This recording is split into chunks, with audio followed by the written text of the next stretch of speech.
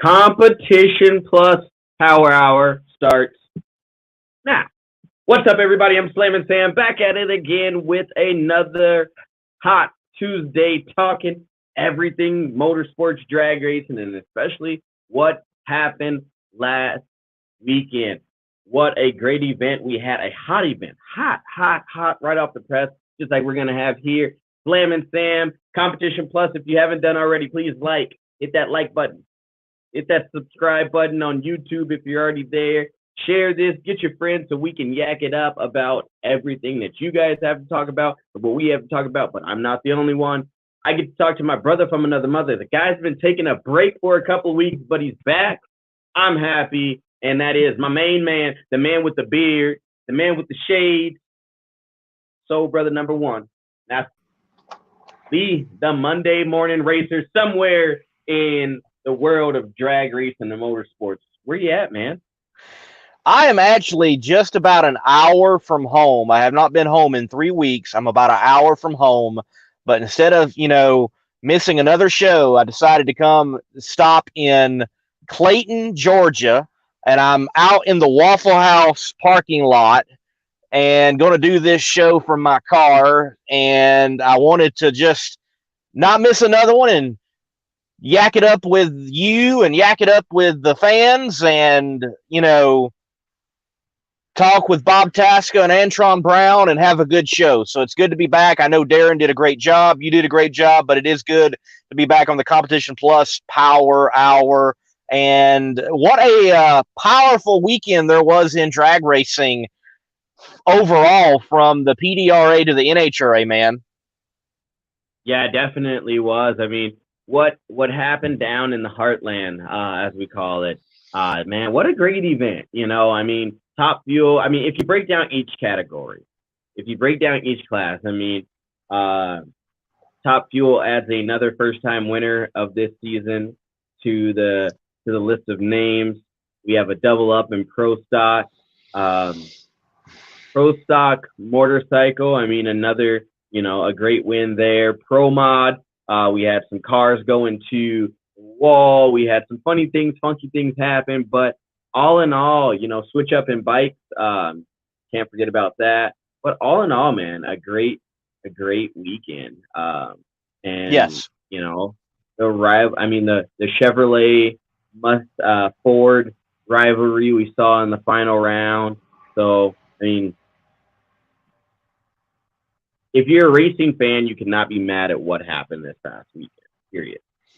No, I don't think you can be at all. There was stellar racing all across the country. You just mentioned the NHRA. We're definitely going to be diving into that, but I don't want to miss out on mentioning the PDRA. I wasn't there. I was at Topeka, in fact, for my first time ever being at Heartland Motorsports Park, but the PDRA made their second trip to Maple Grove Raceway, which is owned by the Koretsky's now. And fascinating, man, Chris Reaney picks up another win, and that's 2 in a row of points-paying events for the PDRA that he picks up in Pro Nitrous.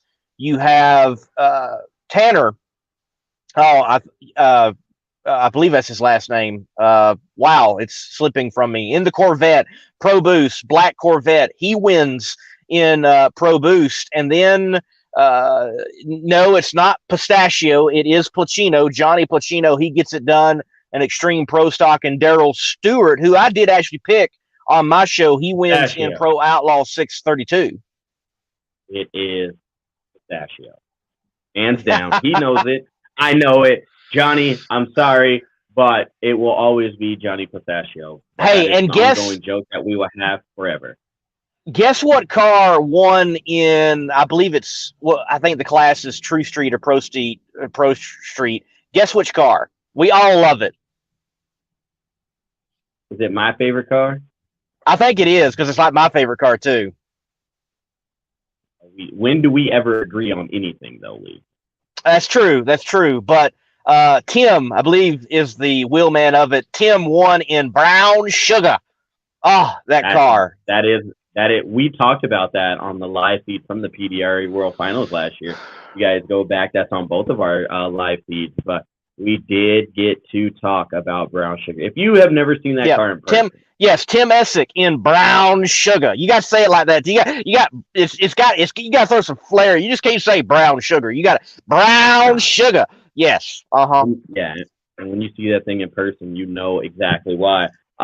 Lee, so much to yak it up about. You were at the event in Topeka. Yep. So reporting live here. Here's the questions. Reporting live from Topeka. Lee, the first question we have for you: was it really as hot as everyone says it was? Man, look, I will say this. If I say that it's hot, it was hot. And here's why. My thermostat's been broken for a long time. I've worked as a welder in a shop that was recorded to be 120 degrees with leathers on, respirator underneath plate, welding overhead. And I know what that's like, and I know what it's like to work in 30 below zero conditions on a dairy farm. I've been in it all. And this one was hot.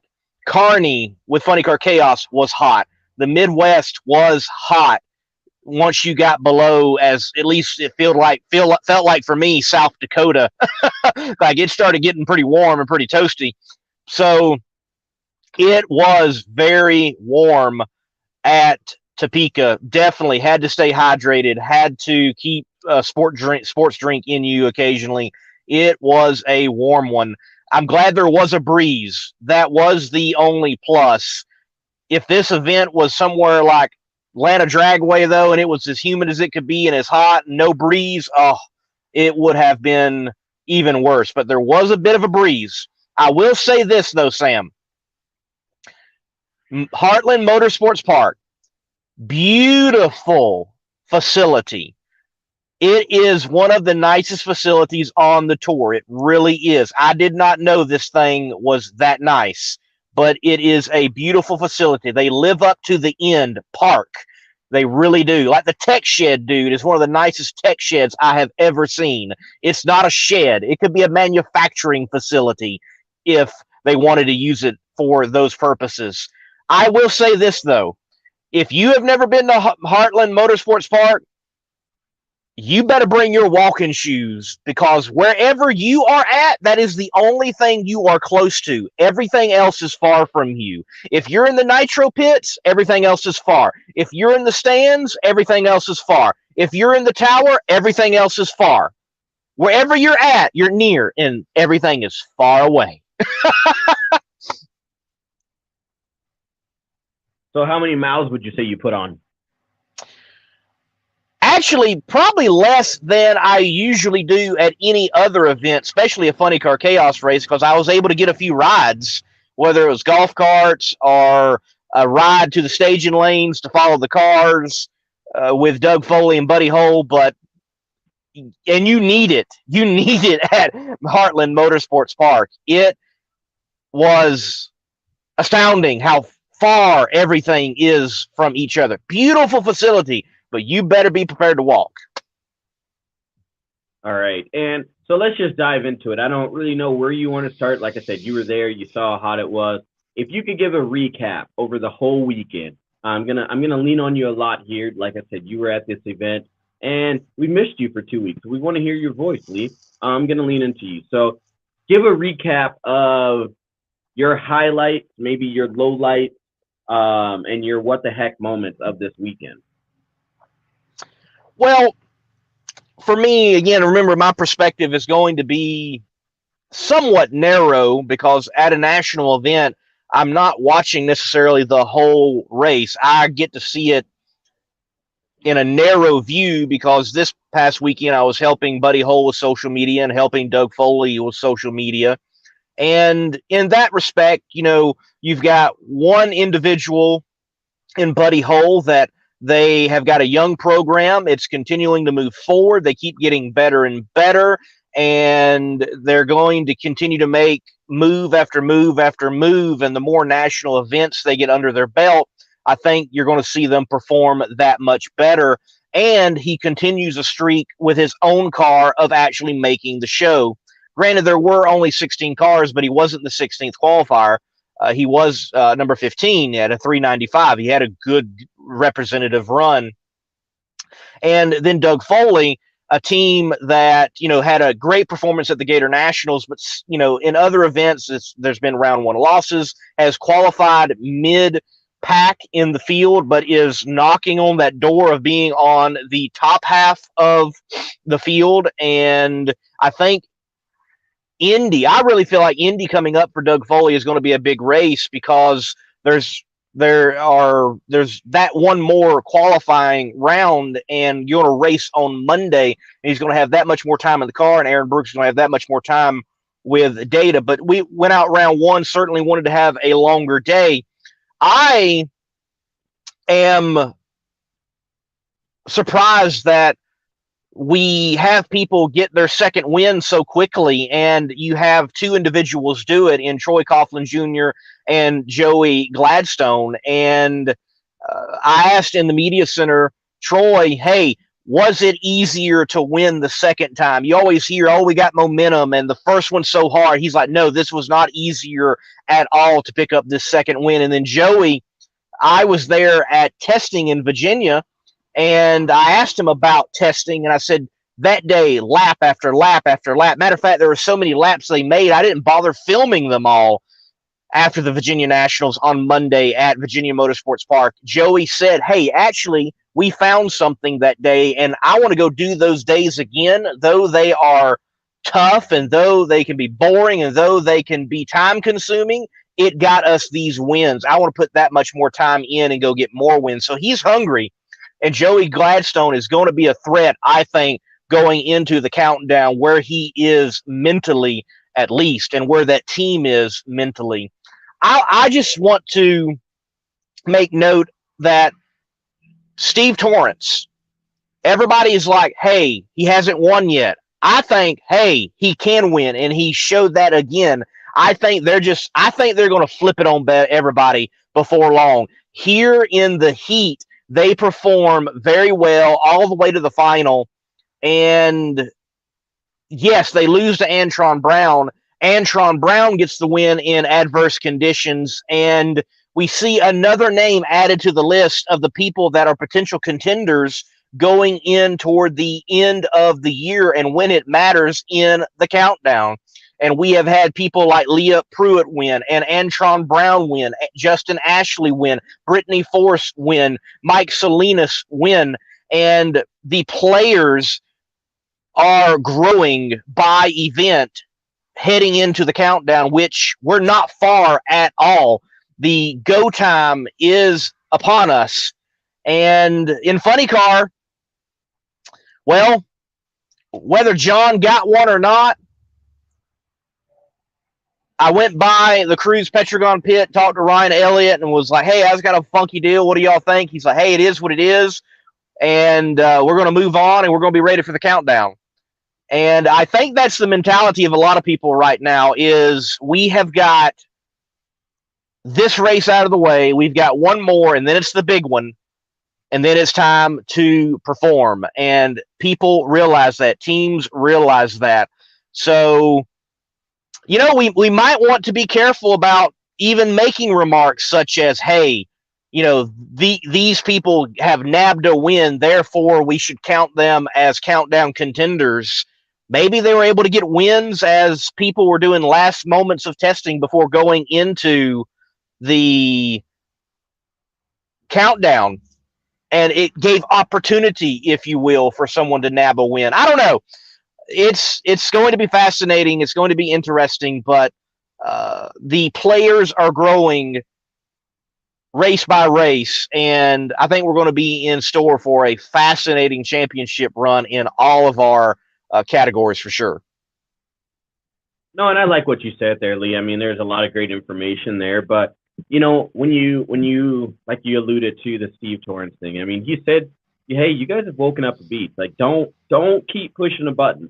But people are going to continue to say, well, Steve, you have not won one this year. But he's gone to semifinals. I mean, now he's in a final round. What more could you want from someone that's still sitting in the top five, but hasn't won one? I mean, the question still remains, can you win a championship without winning one? I mean, I don't think that can happen in the sport of NHRA drag racing the way things are. I don't think it can happen. You would have to have so much go wrong for everyone else, and you remain crystal clear consistent without a win. I just don't see that happening. Is it possible? Well, sure, Sam. Everything's possible. I mean, NASCAR almost had it with Matt Kenseth, and they almost had it with Ryan Newman just a few years back under the system that they have. So it is a possibility, but I think it is even more of a long shot in the world of NHRA drag racing for that to happen. I firmly believe that the Torrances, who last year were very vocal that they despised the countdown, last year they said, you know what? In spite of the countdown, we're going to show you how dominant we are and win it. And I feel like this year they've just decided to flip it and said, we're going to use it to our advantage and show you that we can win it. So either which way, we've got you. Yep. Yeah. No, for sure. One quick question before we go to a little break and watch our recap that Darren from Hot Rod ENT and Competition Plus has done for us. I posted this earlier on my Slam and Sam's page and on my Twitter. I said, we have Erica Enders, who's chasing 10 wins this year. Let's be honest. She's chasing 10. And then you have Troy Coughlin Jr., TCJ, as we nicknamed him, who is now back-to-back winners. And we have Aaron Stanfield, who has, a few wins there too. This the year of total elite dominancy? Like, is this the year for that? Are we going to see KB come out and switch things up during the countdown? What are your thoughts of that, Lee? So Dallas Glenn is a lone representative so far this year when it comes to KB Racing with that win. Dallas Glenn, Greg Anderson, Kyle Koretsky, they are certainly threats out there in drag racing. Again, Greg Anderson was in another final. I think we overlooked that because we're like, oh, he's got to win 100. And if he doesn't win 100, we're not talking about it. But he was in another final, collecting those points, plowing the field, if you will. And I think, again, along with what Kyle Koretsky said in an article that, hey, we're not done yet. Don't count us out. Don't give it to elite just yet. I just think you've got more people playing the countdown than ever before, possibly. I really think that might be happening, man. And I think we're going to be in store for some great championship battles. And I think there's going to be some hurt feelings at the end of the year because there were people that performed admirably and spectacularly in the regular season who will technically not be our champion at the end. I think that's going to happen in several classes. Well, there's a lot with each class that's going on. There's a lot that we can talk about. But right now, before we bring on our pit insider, we are going to take a recap look at the Topeka race. Just 2 races left to go into the NHRA countdown to the championship, and the on-track action was heating up this past weekend in the Heartland of America in Topeka, Kansas. Coming into the weekend, Antron Brown had 8 first-round losses in the last 9 races. Well, Team Mako will go from the outhouse to the penthouse, as Antron will upset points leader Brittany Forrest in round number 1 and parlay that into a win, defeating reigning champ Steve Torrance in the final round to score his first win as a team owner, and break a tie with the legend Joe Amato for 3rd on the all-time top fields wins list with 53 national event wins. In 2002, Troy Coughlin Sr. would capture his second career national event win in pro stock in the Heartland of America. Well, 20 years later, Troy Coughlin Jr. will follow suit and do the same, defeating Greg Anderson in the final round to deny Greg win number 100 and go back-to-back on the season. And just like Troy Coughlin Jr., Joey Gladstone would do the same in pro stock motorcycle, going back-to-back on the season and capturing a second career national event win in a row when he defeated Eddie Krawick in the final round, as Joey Gladstone would not only leave Topeka with the win, but leave with the points lead as well. And finally, in Nitro Funny Car, Bob Tasca's hot funny car summer would continue, as Tasca would run the table from the number 1 qualifying spot and defeating John Forrest in the final round to claim win number 11 of his career and 2nd of the year. And that, ladies and gentlemen, is a fast-paced recap of the 2022 Menards Heartland Nationals from Topeka, Kansas, brought to you by Competition Plus.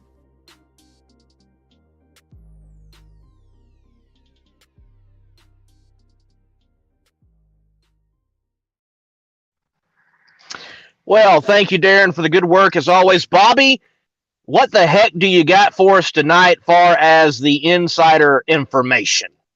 I definitely got better lighting in my office here. How about that? Well, I can tell, but I'm on such a small screen, I can't appreciate it. So next week. Wow, it was a hot weekend. Track temperature up around 140. Closest race that I could ever see since I would say the early 2000s in St. Louis, where it was so hot once in 2004. Race director Ray Alley actually brought the water truck out and watered down the track just to try to bring down the temperature. And all that happened was the humidity went up, and somebody on the back of the truck, I think, got steam burned. So it looked good on paper, but not in real life. But anyway, wow. Starting off, Will Smith, the top alcohol dragster standout, announced that he's already sent in his paperwork to make an Indianapolis debut at the U.S. Nationals. You get your license, and where do you go? To the grandest stage of them all. We're hearing some rumors that possibly there could be some new to the countdown venues. So, going to watch and see how that shakes out. The Topeka race, the place is incredible. The place is incredible. Wasn't so incredible with the press room air conditioning out, but it just put us more in tune with the drivers we were covering. But could Topeka be headed to the fall for next year? Because definitely 100-degree temperatures does not help ticket sales, and that's usually a track that has very packed grandstands. Of course, I'm sure that everybody saw Josh Hart's his statement about basically. You like me out here. You tell me you want me out here. Okay, here's the deal. Stop trying to poach my crew and my sponsors. According to Josh, silly season has been year-round.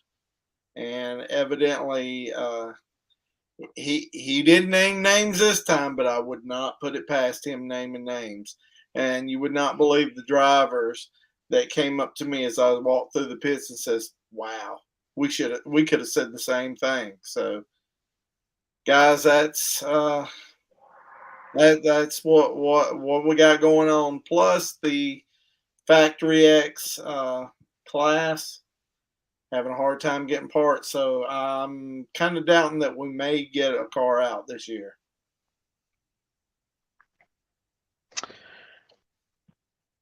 So, Bobby, we got a great question coming in. And we'll let you take this one. It says, Topeka at one point in time was a night race due to the extreme heat. Why did they stop doing that? Well, you won't find any night races, and that's because of Professional Racers Organization. Now, if it turns dark after a session, that's one thing, but you cannot start per pro's mandate to the NHRA. You cannot start a session at nighttime. It has to be during the day. And so that's why you'll not see a nighttime race as of now. And see, a lot of people don't realize, they believe that the NHRA was the one behind the 1,000-foot racing. It wasn't NHRA. NHRA would have been content to stay at 1320, but Pro says, we're running 1,000, but we're not running it all. So there you go. Well, I definitely think if there's a facility that could have a night race, Topeka is one of them. It's very well lit throughout the facility. It would be nice to see it come back and pro work out like, hey, per venue, this is what everybody can agree upon. And I know there are some drivers out there that would be all for it. There may still be others that would not be, and it may be per class even. I mean, the funny car drivers probably have the worst visibility of all at night. It's like driving down the highway with your lights out. The only thing you got to light your dashboard there, not that they have dashboards, but to light up the inside of the car is the header flames coming out. But we, just to add to your point, we do have several venues that would be prime nighttime locations, namely Summit Racing Motorsports Park, where their grabs all kinds of nighttime racing. I'd say Bristol is another one that would be good, and Denver, Vandermeer Vandermeer would be sick. Yeah. Denver, Vandermeer. Okay. That'd be a nice place. Sorry, that's like me saying Atlanta Dragway instead of saying Commerce. But so people are asking, Bobby, and we'll kind of let you dive in that if you want to. But the first question from DRC, aka Drag Racing Central, he says, "What is the reason for that?" Talking about why we're not going night racing. And then Pat says, "With lighting technology we have now, a night race is no different than a day race, especially for the heat." I would say that I could throw out, but the ones who really know are the leaders of pro, and that's I'm just telling you the reason why they didn't want to do it. Why there's not night racing now. Why they want to do it, I could think of many reasons. That it would be a late night for the crewmen. I'm talking into the wee hours of the morning, and then when they come out and have to start up to get your sleep, then you're in the hottest part of the day. Whereas starting out earlier in the morning, I don't know. I'm not privy to those meetings for obvious reasons.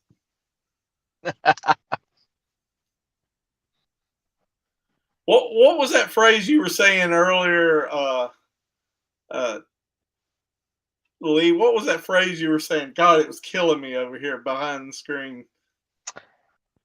Oh gosh, I wish I could remember. It was funny. Anyway. I don't know. It was good.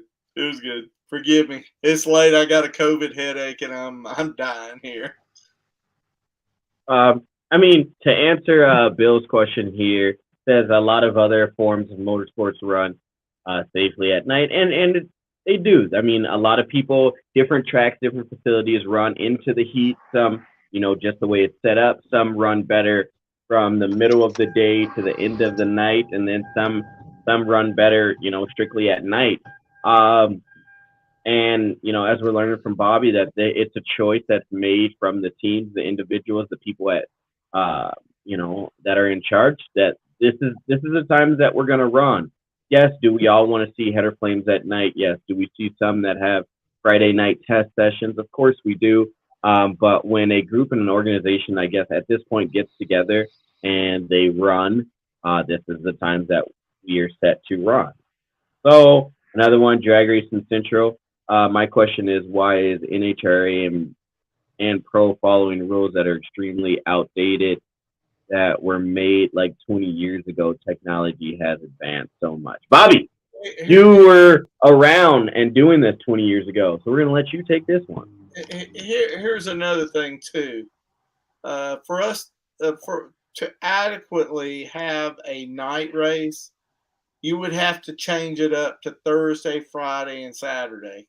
That's my opinion, because you're not going to get a crowd on a late Sunday night race when everybody has to go to work on Monday. Ask the teams how much they like qualifying in the evening and then having to go out in the heat of the day and race on Sunday. So that's another reason. But as for their particular reasons, I'm not disagreeing that it wouldn't be a good idea. I'm just telling you why it won't happen unless there's a change of heart.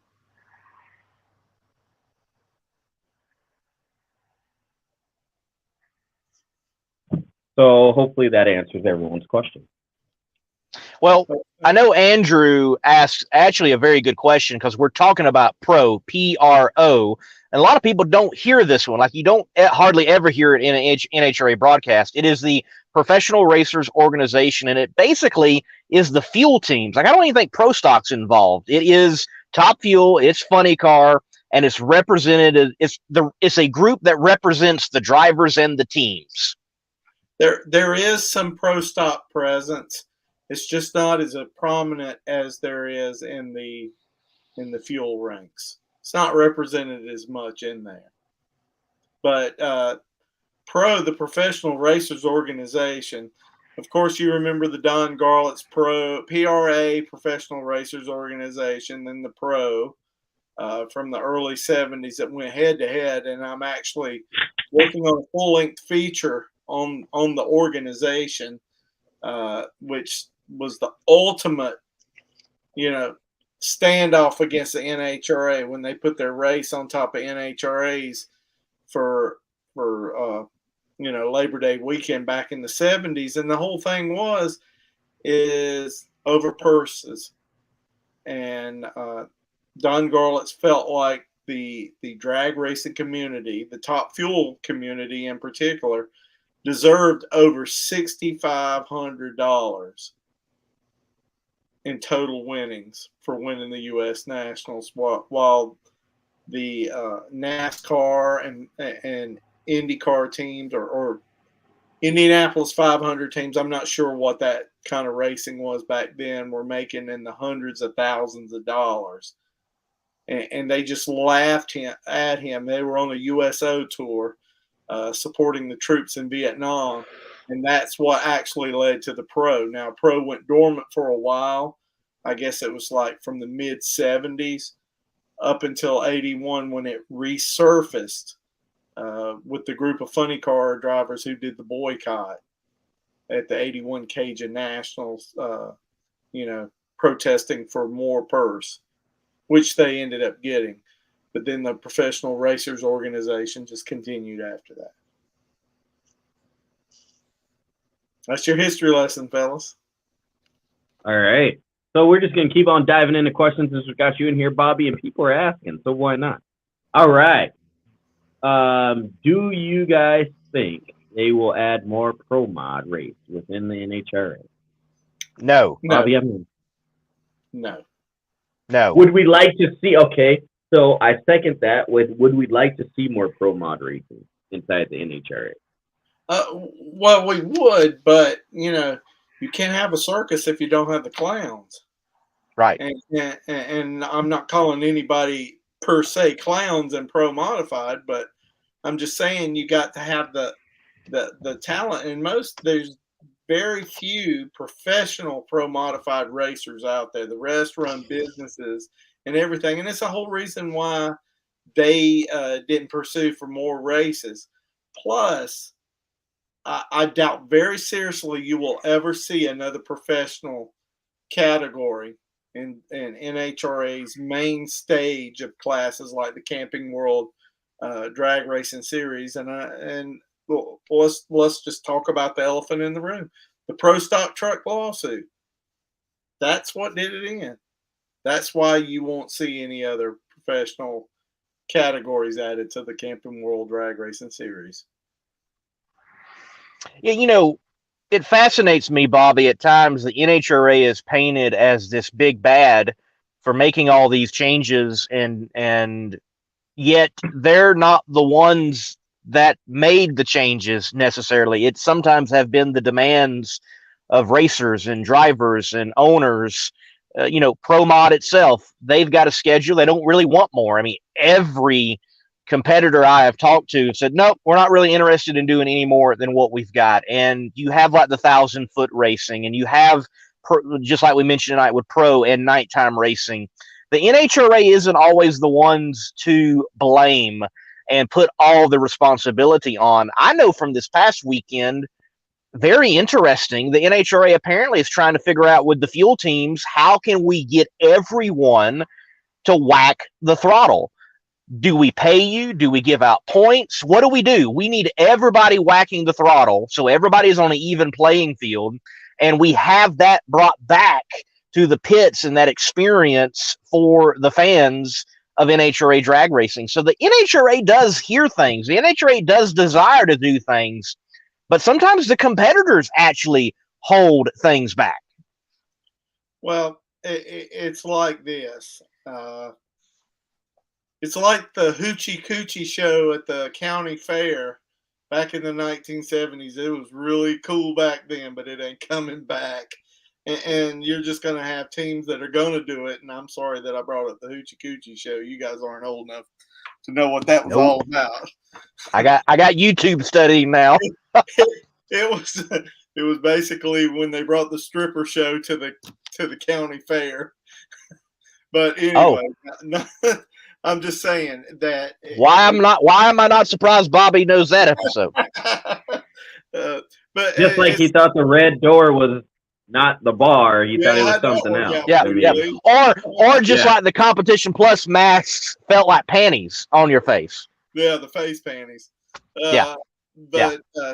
Anyway, it's one of those things that the technology has advanced so much, and while the throttle wax, which those in the pits know is seating the clutch, is no longer needed, and if anything brings down the engine, causes more wear and tear on the engine. So that's why they don't do it. The teams that do it have a genuine feel and want to bring that entertainment to the fans. I'm not sure that it does anything in terms of performance advantage, but back then it had some serious performance, connotations, but not now. But I love it. I love seeing first-time fans hit the ground. When they throttle whack. All right, Bobby, got one more here for you since you're giving us all the juicy and the insight. We know it's getting late on your old man stuff. The old people know. All right. This one here comes from Patty. Says, correct me if I'm wrong. Did I read something about how racing is all about entertainment unless they don't want it to be? Well, Bill Bader Jr.'s Night Under Fire just goes to show you the value of entertainment and drag racing. They packed that house out. They packed the place out. And it was Chicago-style racing. It was fuel. It was fire. It was blowing crap up. And I think there's moments for performance, and then there's moments for entertainment. But I'm not so sure if they can really intertwine. I would say that the entertainment part comes from at the ropes when we talk to the fans, when we interject with the fans. But when it comes to that racetrack, it's about winning, especially when you have millions of dollars at stake in the whole thing. I mean, what are you going to do? You're going to go out and put on a show and get paid less money than if you go out and race and win? What are you going to do?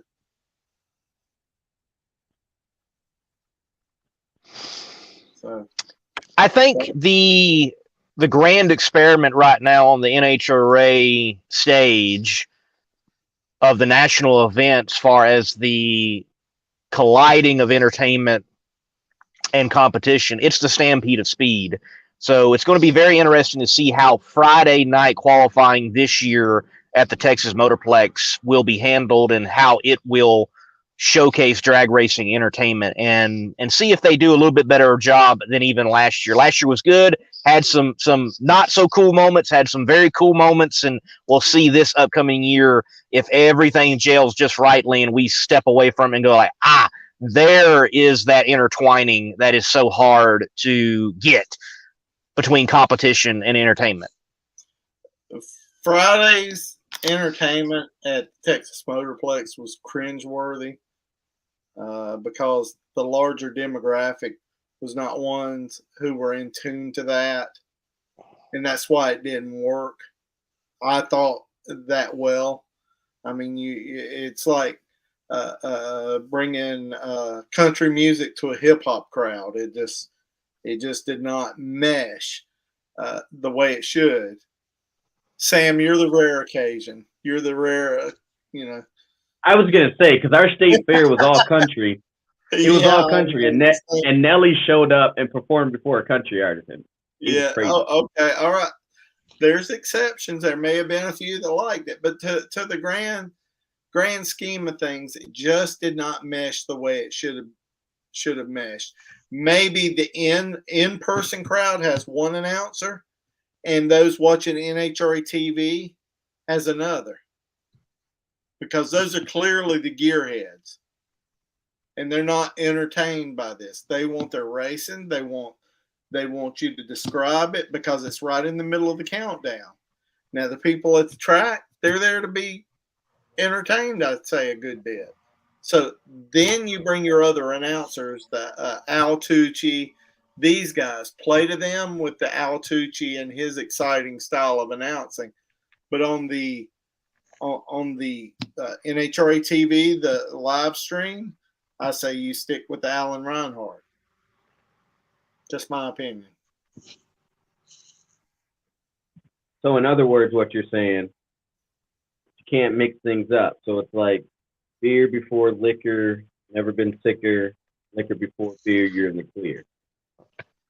Yeah, you say, hey, whoa, Bobby, you can't even get mad at me for saying that, because you said you got two different demographics. So I'm just trying to break it down for everybody on the show tonight. Right, Lee? Lee, he said, I'm just can't mix your liquor and beer. Just don't mix your liquor and beer. Yeah, it's beer before liquor. You've never been sicker. Liquor before beer, you're in the clear. So we just broke it. You said it one way, and I'm just saying another. Everybody in the comments now understands what we're both meaning. I'm just saying. We're helping everybody. The NHRA would be wise to follow. They've never had a problem following the IHRA before. NHRA had I guess it was in the early 2000s. They had a series called Nitro. I don't think it was Nitro Jam. It was one of the. I think it was Nitro Jam, where they just did the jets. They did exhibition runs. They had all the novelty acts and some nitro. Race fans would pay $20, go in there, be entertained for one night, and go home. And then they had their national event, which was all business. You know what I'm saying? And NHRA would do well to generate a night under fire kind of deal for their own at some of these smaller venues that are nitro hungry. And if we are truly downsizing the series, what better way to keep the pulse of NHRA drag race out there in markets that wouldn't normally get a national event? I mean, they're big enough to have a Nitro Jam or one of these kind of series, but they're not big enough to hold a national event like maybe a South Georgia or one of these other tracks or something like that. I think there's business to be had there. But guys, I think I'm taking up too much of your time. You have two excellent guests coming up, and I tell you what, my Roy Hill Drag Racing School alumni, Bob Tasca III. Yeah, man. Bobby, look, we're waiting on guests. Actually, it's one reason why we still got you on. I'll wait and tell you some of the cool video stuff we got going on.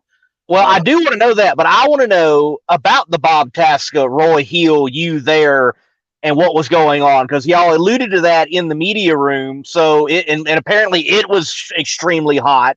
So what was going on that day? It was a carbon copy. It was a carbon copy of what we saw out there. Plus, we had the humidity of Rockingham Dragway. Then we had Roy Hill hollering at the top of his lungs, "Get that boy out my car! He gonna break and tear it in half!" And he didn't yell that at Bob Tasca. He actually yelled that at me a few times. And I left out of there. I wanted nothing to do with this drag racing school ever again. And he told me, he says, you can come back to my school. I think you do really good now that you got some experience with you. And I'm like, Roy, ain't no way. I would rather sandpaper a Wildcat's ass in a telephone booth than to come back through your school again. What? What? Oh, wait a minute. Wait a minute. What did you just say, Bobby? So I would rather sandpaper a Wildcat's ass in a telephone booth than go to that school again. But I did come back, and I did go through the school, and I ended up not only getting my top dragster license, but had low ET of the class. So maybe I was and just like all these years, I thought I was a door slammer guy. I guess I was a dragster guy. Well, with that being said, Bobby, we definitely appreciate your time here on the show. I hope you never have to do that. I heard a pretty good phrase that I think that when we see somebody doing something really stupid, we can put into play. That guy couldn't even organize a 1-car funeral. Ow. Where do you come up with this? Ow. This is unbelievable. That right up there with the foghorn leghorn. That boy is as sharp as a bowling ball. Man. There's a book somewhere, and Bobby's got it hidden on his shelf. And he's pulling out. You hear stuff you can't unhear. You see it's stuff those, you can't unsee too. Lee, it's those yellow pieces of paper. He writes them down out of the book, and then he's like, which one am I going to take to the track this weekend? Nope. This one. Right. Nope. We all have a great one, man. I appreciate you guys and all you do for drag racing. Thank you, Bobby. Thank you. Hey, ask AB about his new star he's got coming up, with the top 10 show, man. He's been a hit. Will do. Thank you, guys. Thank you. I'll text you at 5 a.m. when I'm back in the office. All right. That's all right. I'll be at the gym. And with that, our show here tonight, as we keep moving on for you guys, we have Antron Brown that is going to be on right after this commercial break. And then after Antron, we will have Bob Tasca on again tonight. A jam-packed show. Got to talk to Bobby about everything. But first, a word from Weldon Pump.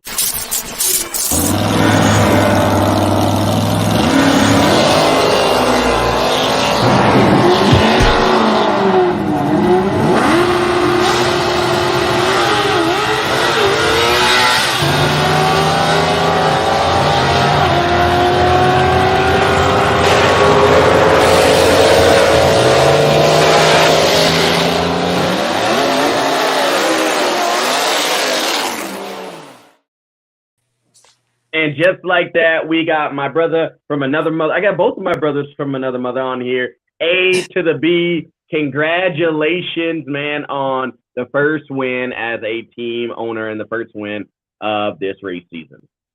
Oh, my goodness, man. I tell you what, brother, it's like, just, you got to take that breath in, man. Just, from what all of our guys have done, man, our team is truly incredible, brother. And I thought we were going to do it a lot quicker and sooner, but the thing about it is the good Lord always got it when it's your time, and it was just our time finally. And we're getting it all together. I love the direction we're heading in and where we're going, and we still got some more room to grow for sure. But I know that we're going to be competitive from here on out for the rest of the year. And we looked good there in Seattle. We just messed up first round against Leo. And our car was on a really good run. And woulda, shoulda, coulda, woulda, man. But that's when we knew that we definitely had it. We ran good out there, qualified well. And that's what we're looking for going this weekend, fellas, is getting the brainer. It's going to be AAA throw down with that weather out there. So we got to go out there and try to throw it down. And if we can go out there and run well and try to run into mid to upper 60s is really going to set us up for the rest of the year for the countdown for sure. So, Antron, I think it's a total of 69 national event wins, but American Hot Rod Entertainment has made it clear that you have won 53 Top Fuel victories at the national event, Camping World NHRA level, and that brought you past a great in Joe Amato. So, man, you keep cementing your status as one of the greatest of all time, and you still got plenty of room to get more done. Yeah, man, that's man, I can't even believe that I'm even there, to be honest with you. You know what I mean? And old Joe, that was one of my heroes for sure. That was definitely one of my heroes, man. And man, when I think about just being there with them and actually making some more history in NHRA drag racing, man, I'm not even halfway through yet. Hopefully, I'm about halfway through. But the thing about it is, we're going to just keep on climbing for more, and we want to make it even better. And we definitely want to go out there and cause some chaos and definitely bring some more Wally homes, but not just bring Wally, we want to bring championship homes. So we're just going to keep on going, Lee, man. We're going to keep on going, baby. We're going to keep, man. You making me jealous, man. I got to reach back over here and get some of my Oakleys on, man, so I can look like you, baby. You looking like Smooth Daddy Yo. Hey. Hold on. Oh, here we go. Hold on. I'm going to get some different flavors. I got some different. Here, baby. I keep them in my office ready to go. Now, Hey, man, I do like your round ones, like the shotgun shell, big round ones you've got. What class, what brand are those? Oakley what? Those ones right there. Hold on. Oh, here we go. Dude, Lee. They're actually called the coin flips, baby. They're the coin flips, right? Okay. Lee. So when I had Antron on my podcast, he showed the collection of Oakley glasses that he has over there. Unreal. Let me show. Ooh, boy, oh, yeah. But hold up. We want to be like Lee, man. Lee, brother. Lee, you just make it look good, man. You make a brother just want to look just like you sometimes. But I ain't going to go with the full frame, baby. I'm going to let it breathe on the bottom just a little bit. Hold on. Oh, yeah. There you go. Hold on. Ooh, they coming.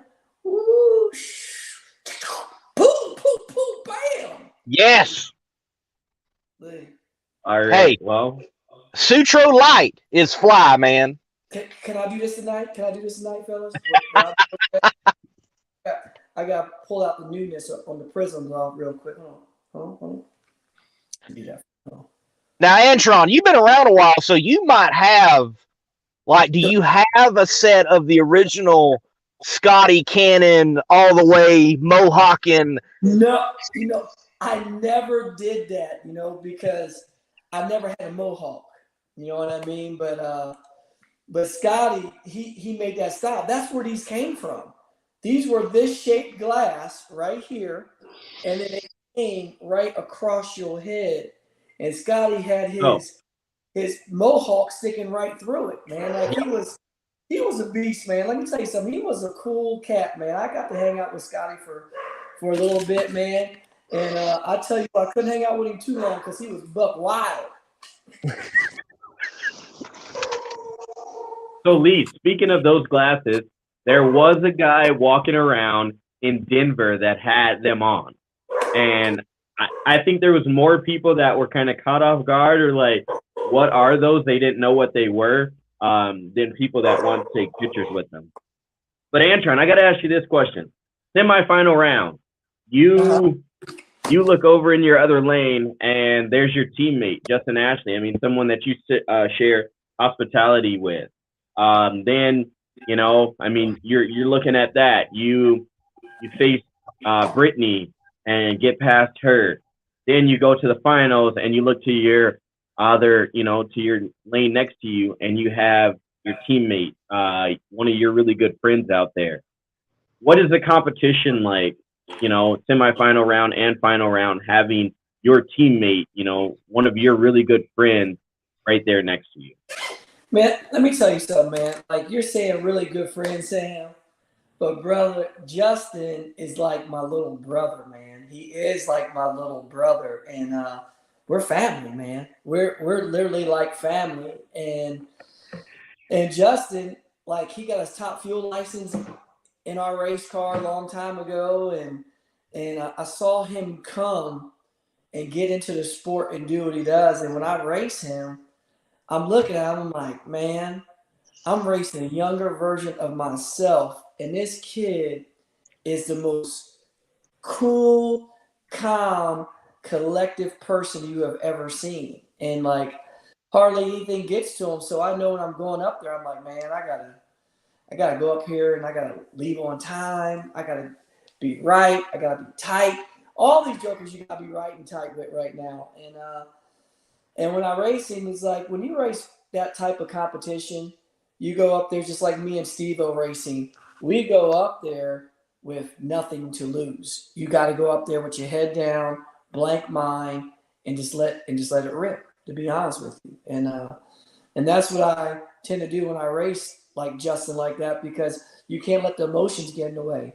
You know what he's capable of. I know how good he is. Know how great that team is over there. They have an incredible team over there with Dustin Davis Racing. So for me, when you race somebody like that, brother, I go with my head down and I blank my mind and pretend no emotion. And I can't think about who I'm racing, because if you want to try harder, you just got to be able to go up there and rinse and repeat and go on gladiator mode is what I call it.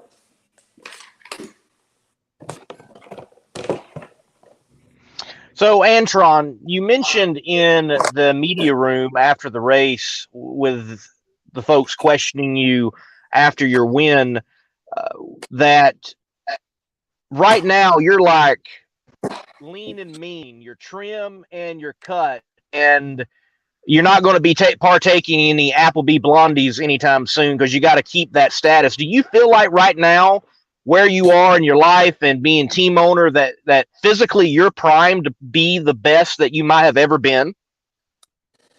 Man, it's hard to say, because I always feel that I could be better. I always feel you can be better. And for me, it's a constant, like, evolution. You know what I mean? It's like, am I as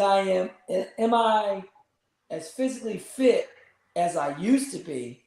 And I can answer that question as no, because you get older, you can't, like, you can be in that type of shape, but I'm nowhere near the shape I was in when I was in my 20s, man. Like, I was in like Olympic athletic track and field running shape. Like, I mean, I try to maintain what I got, and I just try to hold on to it, and then I just try to work smarter the older I get. And I still think that I'm athletic enough and talented enough to compete at this level. The day when I don't think I can compete at this level no more, I'm not going to drive a race car. I'm going to be honest with you. I'm not going to stay out here just to stay out here, but I kind of follow the Kenny Bernstein, man, like, mindset and mentality. Like, when he drove a race car, even when he was retired, you saw that man when he got back into that monster funny car.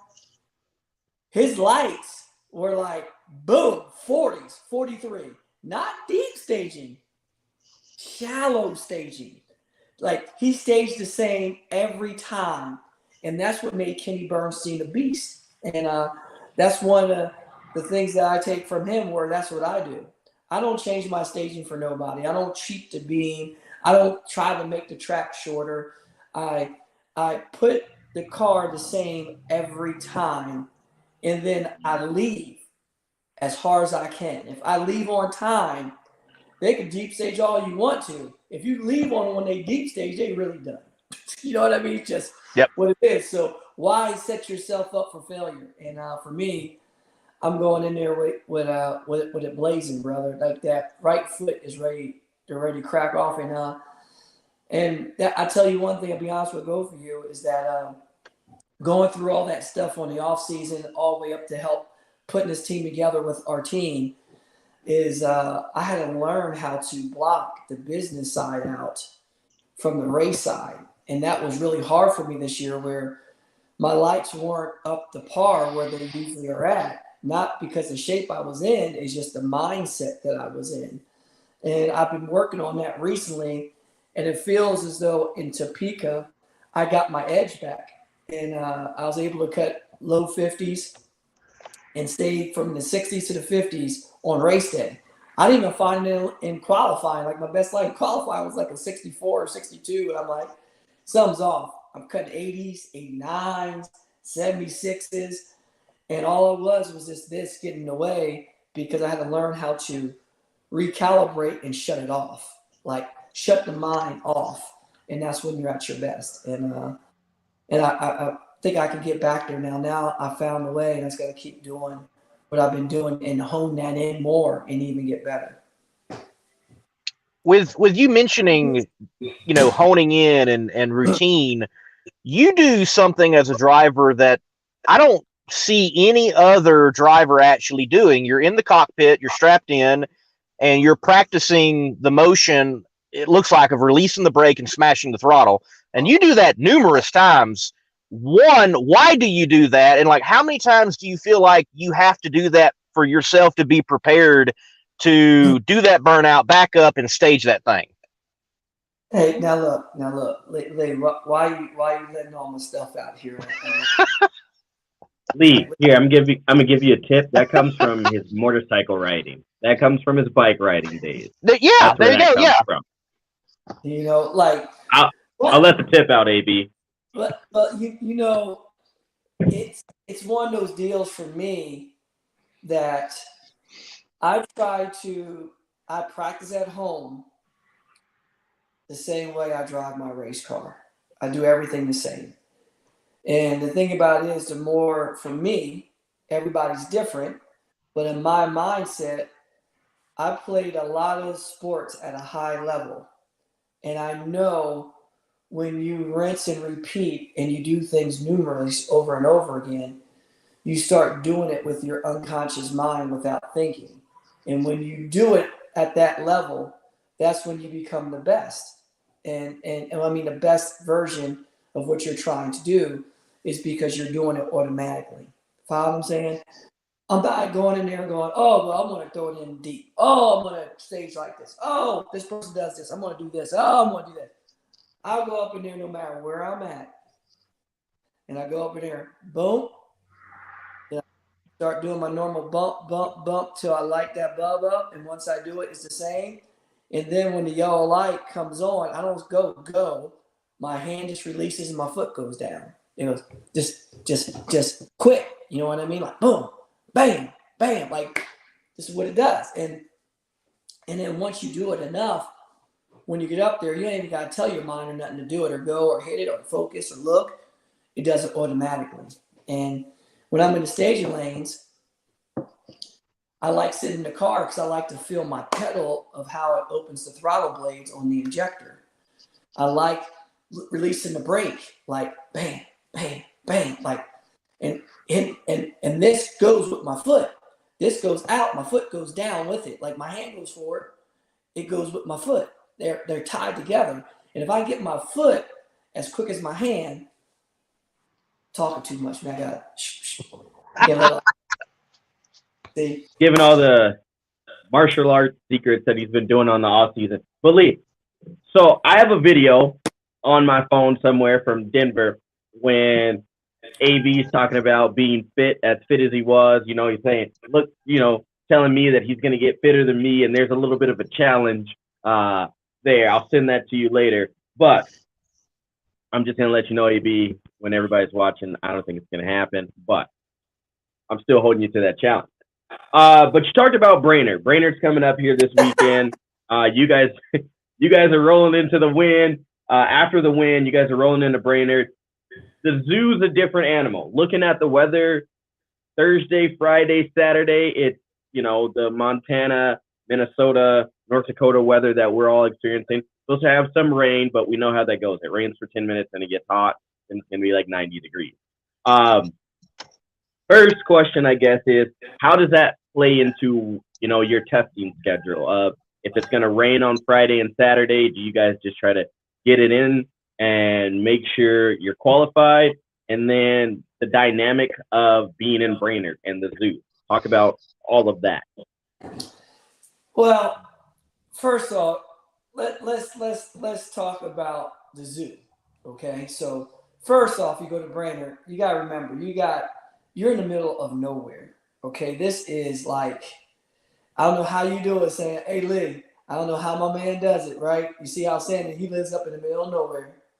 A brother that lives in the middle of nowhere. That's why he's so light, man. He's lighter than you, Lee. He's lighter than you. Look at him. Look at him. He's so pale. He's up in that cold climate, man. I told him you need to get out. You don't listen to me. You don't want to listen to me. Then bring me to Burb. I'm on my way. He ain't even brown no more, man. He's high yellow. Look at him. He's high Bring yellow me. out there. Look at him. See? Bring me to the Burb. I'm on my way. So for once, when we go out to the zoo, is that it's pretty cool because you get people from Minnesota, from Wisconsin, from the Dakotas, from all over that comes into this race. And they're there a week before we even show up. Like, this is like their camp out, like last extraordinaire before you going back to fall. You know what I mean? This is the last summer hurrah, and they're out there for probably 10 days straight camping, okay? Then I've known people, there's people there that watch the Topeka race on flat screens in their campers already. Yeah. Like, that's how long they've already been there. Even outside, yes. So they're already there. They're like, oh, blah, blah, blah. And they come there, and then we get there, and the coolest part is, man, rain, sleet, shine, I don't care what it is. They're out there doing their thing. And then they actually are out there parading, like on floats, like back ends with couches and blenders, and they got bars, they got tiki huts, and they got like rickshaw people, like racing like rickshaws, like you're like a person bringing people down the whole. I mean, whatever you think you saw, you have not saw it until you go to the zoo. Okay, so you got to go out there. I go out there at least Saturday. I usually go out there either Friday night or Saturday for like about a couple hours, like an hour and a half, because you got to pay your respects and see everybody have some fun, cut in with them. So we always got to do that because it's one of those experiences that makes you feel good.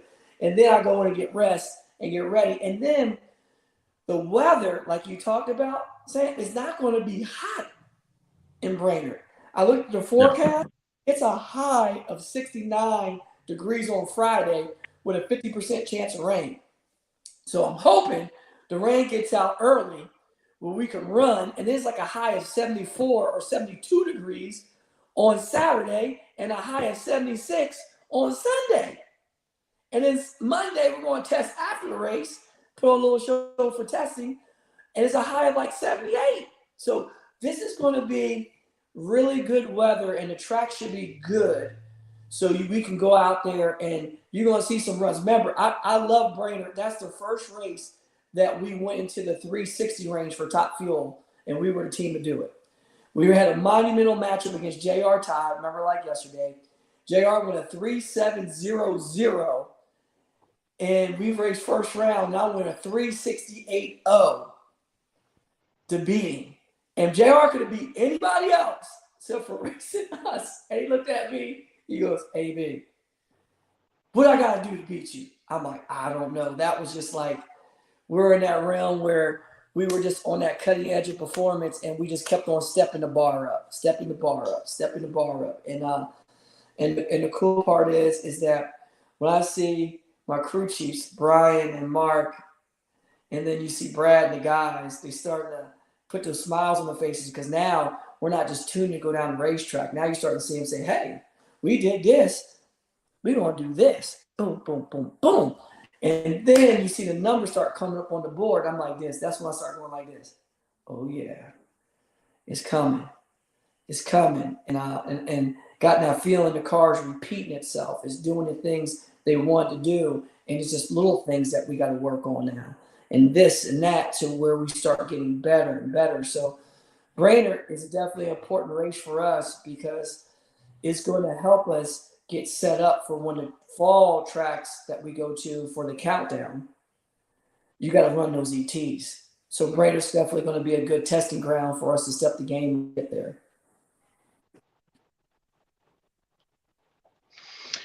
Antron, you seem to be a very positive individual, and you at least, when you're down, when to be down out of the limelight, or at least how to handle it well. I'm sure, though, on your team, there might have been people that are all of within the wheel operating and rolling that maybe they don't handle the downsides as well as yourself and others might be able to. So when the team isn't performing well, as a team, how do the people who handle it well pick up the ones that are not handling it well? Is it a personal word? Is it team meetings? Is it team gatherings and team building programs? What are y'all doing to get to a point where you win and the monkey's off your back? That's a great question. And I think the best way to do that is to communicate.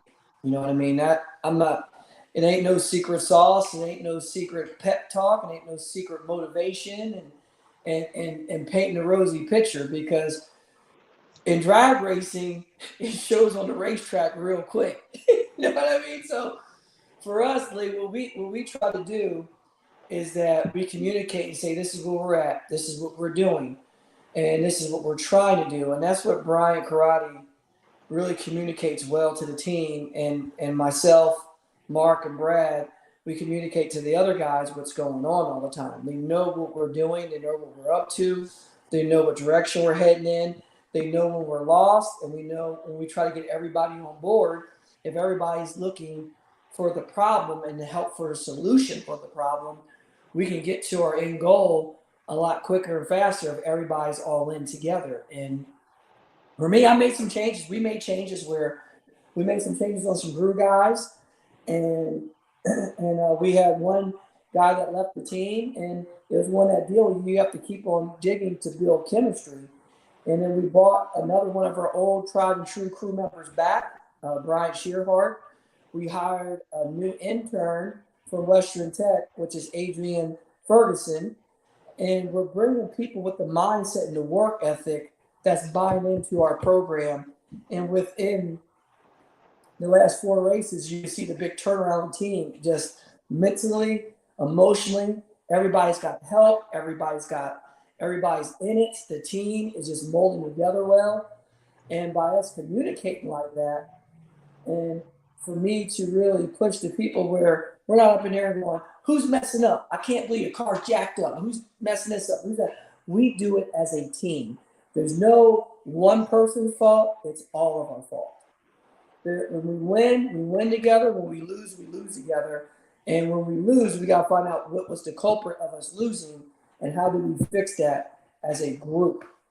Not singling somebody out, not saying this is that person's fault or that fault, or this department's jacked up, that's why we're losing. No, we're losing because of us, because we should be doing it together. And that's what I really implemented and pushed on all of our team guys. And now we're starting to reap the benefits of it. And you've seen us come together. And that's how that last win in Topeka happens, by us collaborating and coming together and covering our gaps up and making that truly remarkable deal happen out there in that 95 degrees with that 135 degree plus racetrack.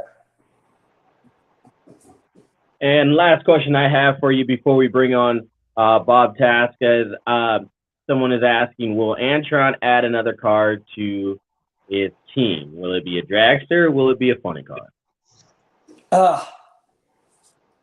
I definitely want to add another car to the team. And for me personally, what I would love to do is to add a funny car to the stable. But I know right now is that we're working hard to get our dragster program to A+ shape level where we can compete and win each and every weekend and go back winning championships like we used to do and be a dominant force out there. And that took a little bit of the focus off of the second team. I think we're going to get this one up and running where it's running like a sewing machine. So then when we implement another new team, that we could take our package, whether it's a dragster or funny car, and put in it and know that we're going to have a competitive race team. So right now, this first race team that we're doing right now, we're definitely getting all the corners cut and getting everything sharp, trued, and tried. And then once you get that, and that's how you build a successful racing organization, where you're coming out and you have a combination that's very powerful, successful, and you can incorporate it into other entities. Just like what Force has done, just what Schumacher's has done in the past for all those years. And the same thing that Torrance has done with all those other satellite teams that help him out. He just took his true tried combination, stuck it, implemented another race team, and it runs just like his stuff does. You just got to get that. And once we get that with our team, where we're very, very close with that right now, is that we can implement and have a successful another team. And trust me, my crew chiefs know how to tune a funny car. Don't forget that.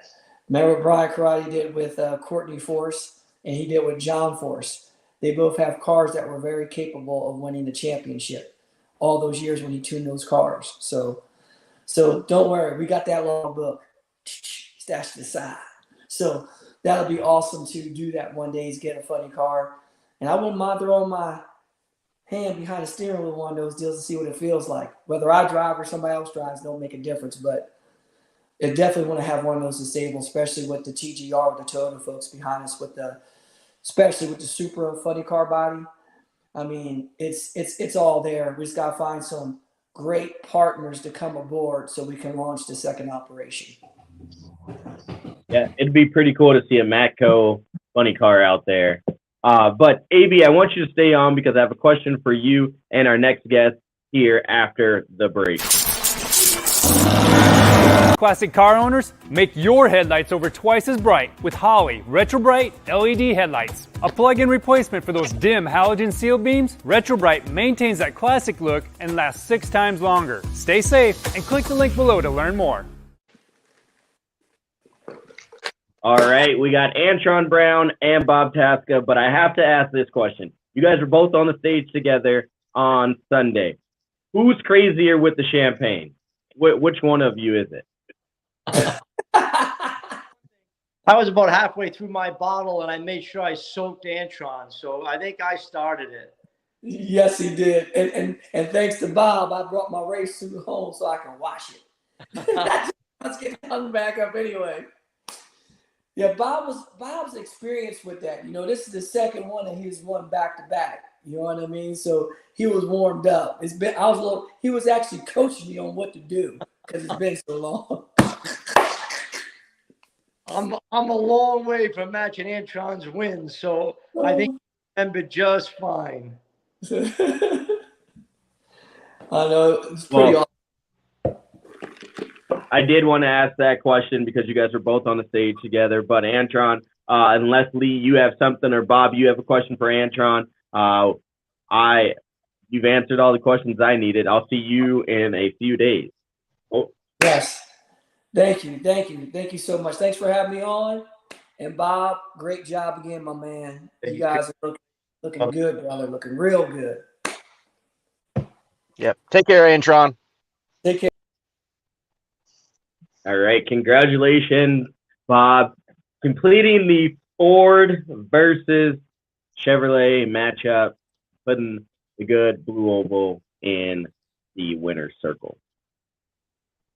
You broke up there on a second. I heard Ford and Chevy. That's about all I heard. Well, I was just saying thank you for putting the Ford guys in the winner's circle. Oh, my pleasure. Yeah, listen, whenever we can send those Chevys home, we take advantage of it. Well, speaking of taking advantage, you have always been bringing on new and different marketing partners. This yellow and black car, definitely a different trim for Mr. Tasca. Who the heck is it? Yeah, so BG Products is a product that we sell across all our dealerships. They offer fuel additives, oil additives, and flushes, the best in the industry. And I had a chance to go to their technology center on the Wednesday before the race, and you see the R&D, their technical labs, and really the time and effort they put in to make sure that their products are the best out there. And we've been selling them in our stores for many, many years. They come with fantastic warranties. Our customers love them. And, they were a small associate on our car for many years. And this year we had an opportunity to bring them on as a primary. We did it in Las Vegas and Charlotte and Topeka.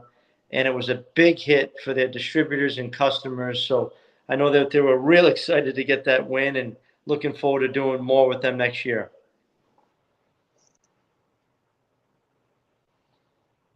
And with that, what does it mean, for you guys to continue to go out and bring new people into the sport? I mean, we've all seen, the Red Lines or the Lucas Oils that continue to support drag racing and continue to be in there. But what does it mean for your team to add just a new touch and a new flavor to the sport?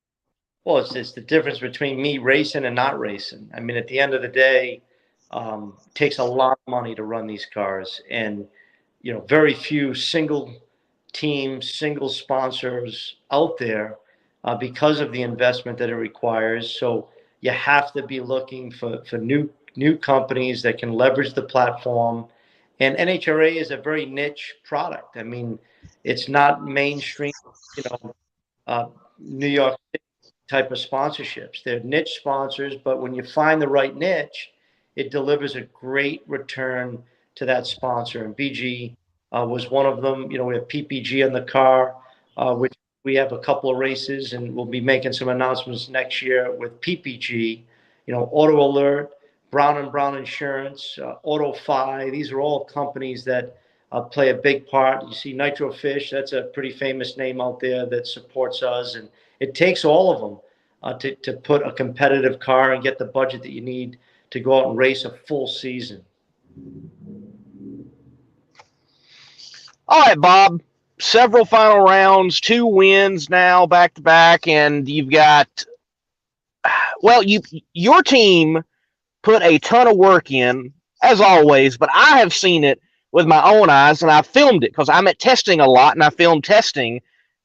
You were out there testing along with the Forces, the Colettas, and everybody else, and getting your laps in to have that program be top notch. And it looks like it has paid off. So my question is this: how tough is it to stay back on Monday, put in that extra work, put in that extra time, and then how good does it feel that it's paying off? Hey, listen, that's what it's all about, right? You just keep working and digging until you get a combination that works. I mean, that's really what it comes down to. I mean, all these cars are different. They got different clutch discs, driver's way different. They drive differently, burnouts are different. I mean, everything about these cars are different, and it just takes time to find that combination that ultimately can, put you in a position to win race in and race out. And I know Mike and John, along with myself, we weren't happy with how the car ran towards the end of last year into the beginning of this year. We just hadn't landed on that setup. And we started to get close, testing in Vegas. I remember in Charlotte, we made, maybe one of the quickest runs ever on a 118-degree track. We ran, I think, 87, and I shut the car off at just before 800 feet. So we started to make some real, solid progress in testing, but we weren't really in a position to race it until Sonoma. Sonoma was the first time we rolled out this new setup and raced it a full race. And obviously it worked out pretty well for us. And then we went to Seattle. We had to figure out how to slow it down. And, it wasn't car number one qualifier. We made a great first round pull, and then we smoked the tires at the hit. In the second round, showed that it was a little too much on the edge. And then we made some adjustments going into Topeka. We knew it was going to be hot again, and the car ran really, really strong. So, looking forward to getting to Brainerd. I mean, we got a long road ahead of us. I mean, we're far from arrived on any stretch of the setup, and I really think the best is yet to come. Bob, would you elaborate on that? I've never heard anybody mention something found in testing wasn't race ready? Is it something like you got to get more clutch discs ready and right and paired up, or tires to a certain place in their lifespan? What do you mean by it wasn't race ready yet? Well, we just didn't have enough runs on. I think the crew chiefs have to trust it, right? If the car goes out and throws you a bone and gives you an unbelievable run, but the next time you run it smokes the tires, right? So they just didn't have the confidence to put the setup in the car that is in it now. And we'd try it on maybe one run in qualifying, and then we test on Monday some more. So it just takes time. I mean, we learn 3 seconds at a clip, and it's an ungodly amount of money every time you step on the throttle. So it just, these things evolve slowly. When you land on a setup that works, you can kind of get on a little bit of a run. I mean, I've had it in my career and seen a bunch of other teams do it. So I feel pretty confident that we're in a pretty good place with this setup. But again, we're pretty new. We only have a handful of races on it now. So I think we'll get better as we continue to race the car.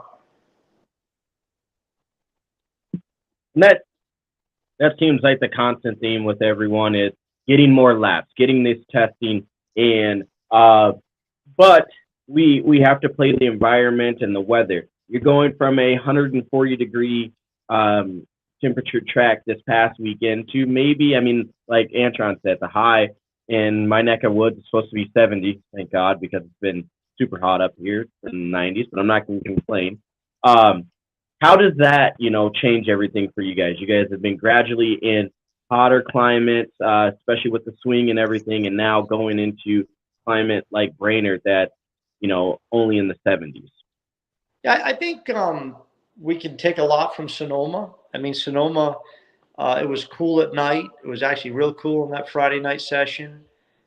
Track was cool. So I think the teams will probably look at that race as a race to kind of, get a baseline off of. The conditions in Brainerd arguably should be better than Sonoma. So you'll have to, press harder. But I'm looking forward to Brainerd. I mean, I think Antron, you heard it earlier, this track is going to be a measuring stick for a bunch of these teams on what we're going to look like when we roll into the fall, and you go out and run, mid to low 80s to win races and to get the pole. You could see those kind of conditions this weekend.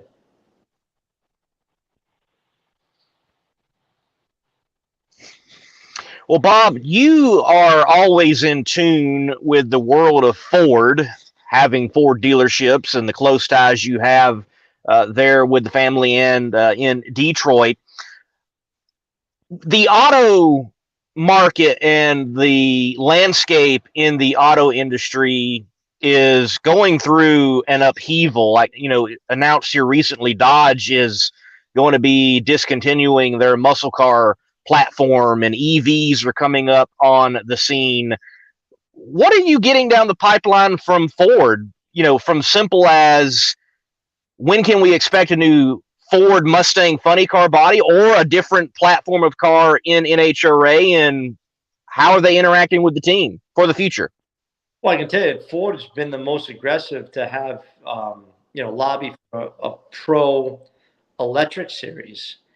And we'd love to see that. I mean, the beauty of NHRA, those that don't like electric race cars can go have a beer and a hot dog and come back when the nitro cars run, right? And those that are excited about it can watch both. I mean, it's not an either or. And that's what's great about NHRA. It can be a class, and no different than Pro Stock and Pro Stock Bike.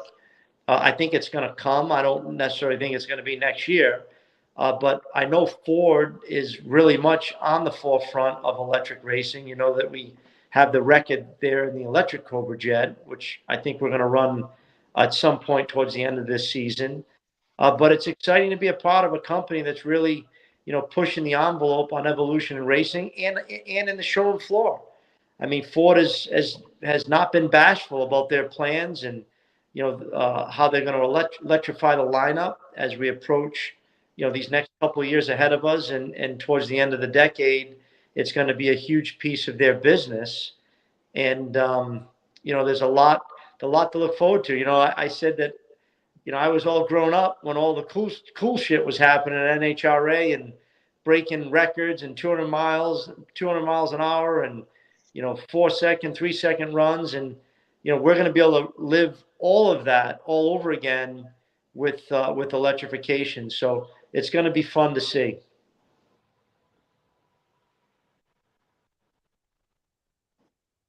And I know the last time we talked on the show about the electric car and how we all feel about that, you and I had a discussion about taking a ride in one of these electric cars. I'm still going to hold you to that. But I do have a question coming in for you that says, how many runs did it take Bob to totally feel comfortable in the car when he had made the switch from alcohol? Well, that's a good question. First, how many runs did it take? Well, I can tell you this.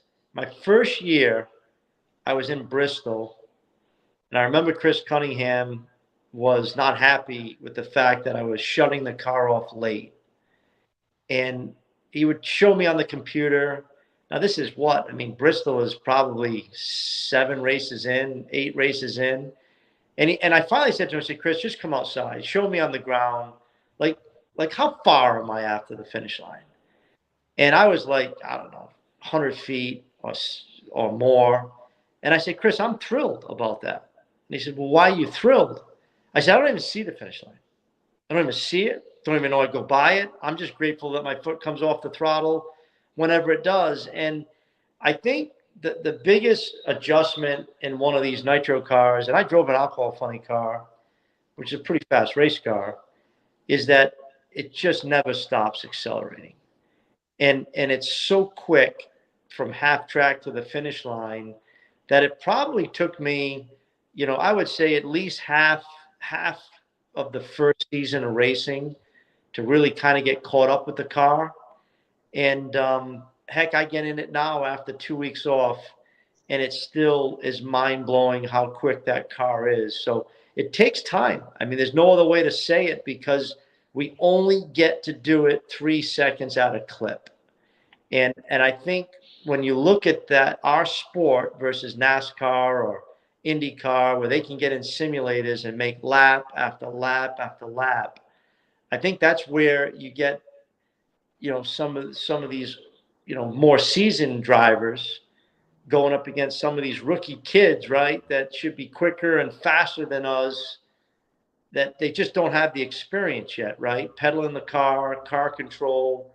And that just comes with time. I mean, they're going to get as good or better than we ever were, but it just takes time. So I would have to say it was at least halfway through my first year before I started to get real confident.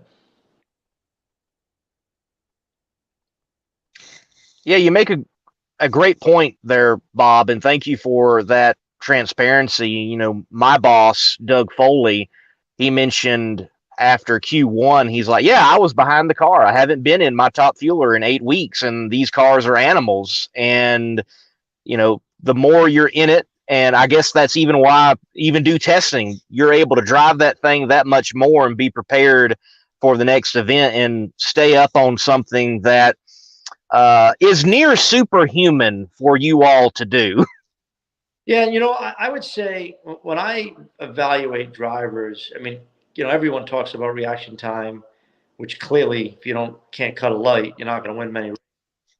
But the next thing you got to look at is car control. Like, there's a lot of drivers out there that do not have good car control. I mean, whether it's catching it when it smokes the tires or not stepping off of it soon enough to regain control of the car, to keep it in the groove, or for that matter, just keep the car in the groove, right? Because if you don't keep it in the groove as a driver, your chances of smoking the tire go up dramatically. And all of that has to happen in 3.8 seconds or less. And, you see the good drivers out there that are able to, really have a good handle on the car from the moment they hit the throttle to when the parachutes come out. And it's not easy. I mean, I'm telling you right now, it's not easy. And you can get behind one of these cars real quick, because of how fast they are.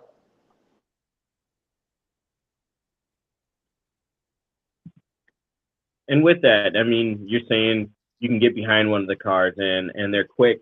Do you think that we're doing a good enough job of seeing the younger kids go through the ranks and take their time to progress into getting behind the wheel of one of these cars? And what do you think we can do to get more, I guess, younger drivers into the sport? Well, I mean, ultimately it comes down to sponsorship. I mean, I've young kids ask me, all the time, how do I become a race car driver? I said, go to school, get a great education, and figure out how to find the money. Because truthfully, drivers are a dime a dozen. We can go out and find drivers in a blink of an eye. It's building the marketing platforms that you can go out, raise the money, the sponsor, give that. It's not the driver. I look at some of these young guys and junior dragsters and coming up in these different sportsman cars. They're incredible drivers, extremely talented. But there's 14 cars, 12 cars in Seattle. So I mean, we just need to continue to go out and find those new sponsors that want to invest in our sport, give them a great return on their investment. That's the limitation.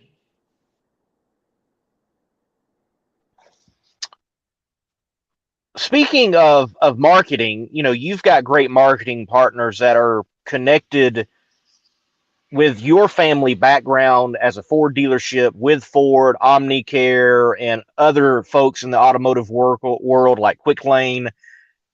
How much of your marketing is dependent on what the family is doing with the auto sales? Like, what's the percentage? Is it half? Is it 20, 80? What does that makeup look like for the Tasca operation? So what do you mean by that? Like, what part of my sponsorship comes from my family? Right. Yeah. Is it completely separate from like the auto dealerships, or is it intertwined in some shape, form, or fashion? It's completely separate until I run out of money. And then it's not completely separate anymore. I mean, this is not a for-profit venture for me. Never. I don't know if it ever will be. We try to minimize how much we have to put in every year, obviously. But no, it's a completely separate entity until I got to run the TascaParts.com car, or we got to go buy 6 blocks, and there's not enough money in the checking account. So, at the end of the day, we try to run it separate, but it is commingled. I mean, obviously, my family's been in racing our whole life. We love Ford. We love, representing Ford around the country. I get so many, close friends and dealers and Ford fans that want to see this Ford run and compete. And I'm blessed to have the sponsorships I have. I mean, I could not do it without Ford Motor Company and Motorcraft and BG and PPG. I mean, my family's willing to contribute, but we're not going to go put $2 or $3 million in it. I mean, it's just not something that we can do. So, it's great that we have enough funding to keep going. I'm very optimistic we'll be able to continue, but it's big business now. It's big business. It's a lot of zeros. And if you're going to go and compete at the highest level, which is the only way I'll race, if I don't think I can compete and buy the parts, hire the talent necessary to do this, we got 16 dealerships, 4 more coming. I got 20 stores. I got a lot to do. Trust me. I'm 8 o'clock tomorrow morning. I'm in New York City working on a bunch of deals, and you guys have me up way past my bedtime right now. So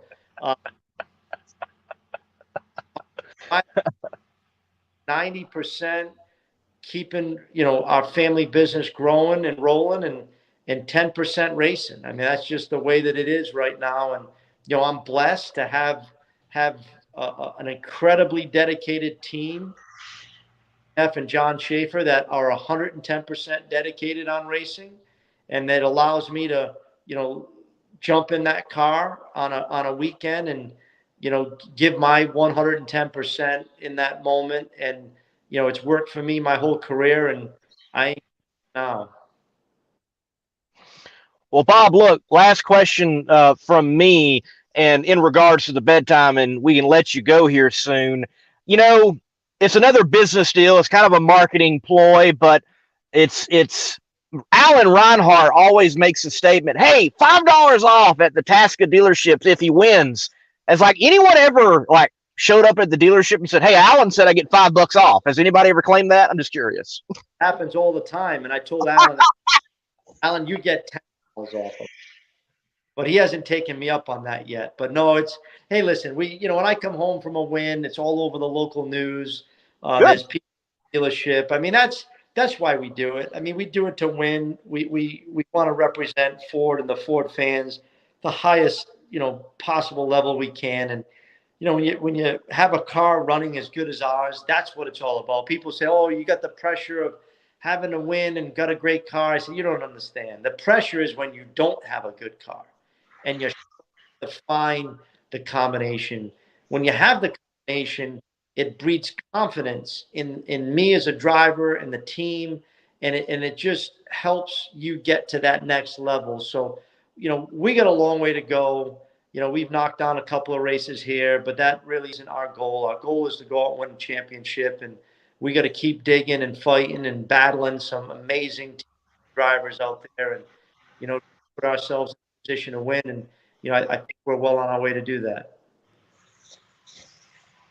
And that's awesome to hear. So I want to ask a two-part question as we're going to wind down and get you settled down for bed and everything that's going to happen. Because like you said, a long day tomorrow, but it's a long weekend when you look forward to what's going to happen at the zoo. But the first part of this question is looking over in, the other lane next to you, someone who has done this for forever, someone who has this following of every time he gets in the lane or drives by with John Force. What does that one do to you and your level of confidence as a driver to know that you've just, outran him? And then the second part of this question is coming to the zoo, coming up to the Midwest. What is that one thing that gets Bob like, oh my gosh, what is wrong with these people in this area?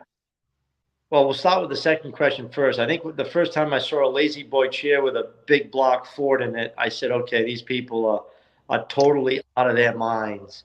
But it is definitely one of the most unique experiences. Forget race, unique experiences on tour. It's a race I always look forward to going to. I'm taking 3 of my 4 boys with me. It's going to be like a boys' weekend out, and I'm sure we'll spend a little time in the zoo. But it's a really cool place to race at. As far as John, I mean, the man is superhuman.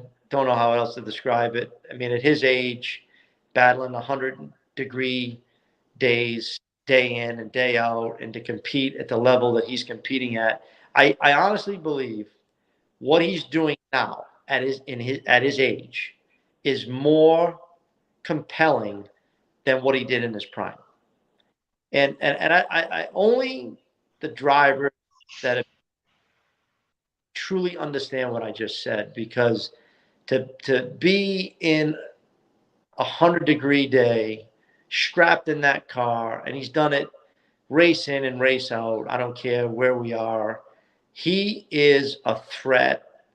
And I don't know how many people at his age will ever again be at that level. I mean, I certainly won't. I won't be in the car at that age. So it's just, I mean, it's just awesome to race the guy. I mean, I wouldn't be here if it weren't for John. There's things I do in the car every time I drive.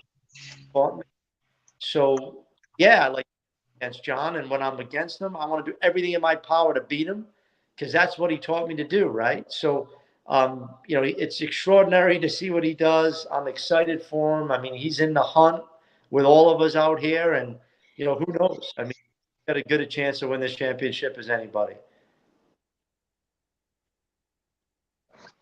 Well, Bob, look, congratulations on the wins, and go kill them on the business table tomorrow morning, man. Yes, we're going to try to do that. Thanks, guys. Always a pleasure to be on. Next time, put me on at 9:30. Put Antron on at 10. We will remember that. Take it easy. Thanks, guys. Thank you.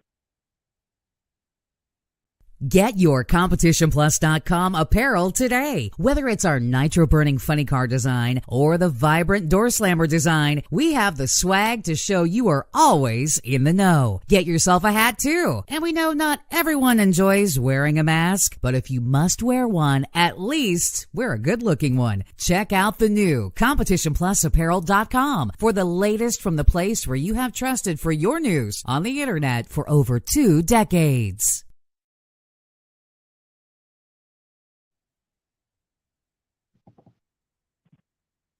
Lee, what a great show we had tonight here with Antron Brown and Bob Tasca talking about everything that happened this past weekend in Heartland. But, we at this point in the season, we can't just stick to what happened last week, and we have to move forward to pretty much what is already going down as I continue to get snaps from the good Brainerd area and the zoo and everyone that is starting to pile in that area. I'm looking forward to it, man, as we look back to last year, what happened. Steve Torrance gets a win. Is it the time right now, after the performances we've been seeing by them Capco boys, is it the time that we see Steve Torrance maybe, make his statement and say, don't count me out? No, but I think it's Indy. I think they have a plan. And the plan is truly show up at Indy, clean house, and run the table in the countdown and show everybody, we had you. We can do it either way, all through the season or all through the countdown. I really think that's what's going on. I do. Wow. I mean, bold statement, but you might not be far off. I mean, still sitting, like I said, that high up in the points and not looking from the outside in, even though technically everyone is saying that they are. But, it just gets that talk going, is you have all these people saying what's going on, what can happen next. I'm excited to see what unfolds and what we get for racing, because week in, week out, we've seen dominant performances. And that's what we're looking for. Yes, and I think we are looking ahead to a very competitive countdown nonetheless. Brittany Force and what she's been able to do. Yet, we've seen her go out round one. Mike Salinas and what he has been able to do. And he may have the record that is round by round the best. I'm not sure he's gone out round one this year. I can't recall him exiting that early. I mean, I definitely could be wrong. I haven't looked at the stats, haven't looked at round by round in each race, but I don't recall it. And then you have Tony Schumacher picking up a win. You have Antron Brown picking up a win. You have Leah performing better, picking up a win. So there are the cast of characters that are competitive and can be competitive are growing. And then let's not forget, everybody wants to talk about in the countdown, Steve, Leah, Tony, Justin, the people who are vying for the championship, if you will. But let's not forget people like Trip Tatum, Doug Foley, or others like a TJ Zizzo that can come out and play heartbreaking spoilers. And so I have to ask, because I was looking through my, the iPhone does a great job of reminding you of stuff from last year. Will Zizzo be in Brainerd? I don't know. I haven't looked at the entry list. I have no clue. I'm not sure. I'm gonna pull that up right now. That would be interesting. Yeah, because like you said, I mean, that is something that you just can't count out. Also, I mean, with the switch here, this is always known for Mountain Motor to get, their love on the big stage with NHRA. What do you think about that? Bringing Mountain Motor back again?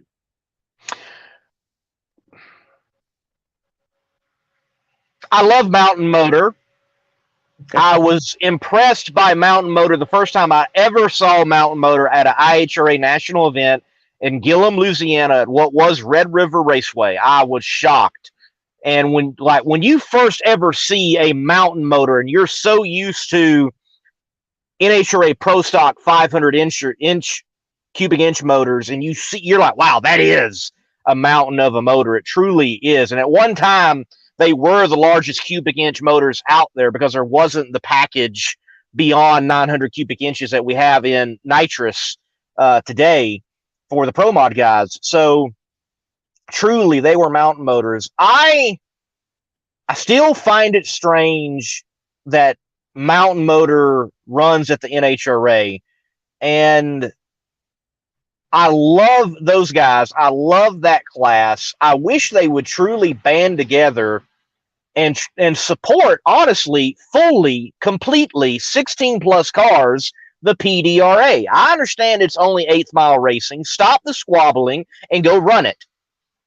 And I definitely think the NHRA does need to get to a point where they do not have them just as an exhibition class, but they have them as, yes, an addition, but just like Pro Mod, maybe they're not pro under the Camping World Series banner, but they get the full Wally and they get a purse. Because, you know, they win a little Wally. It's a little one. It's not a big one.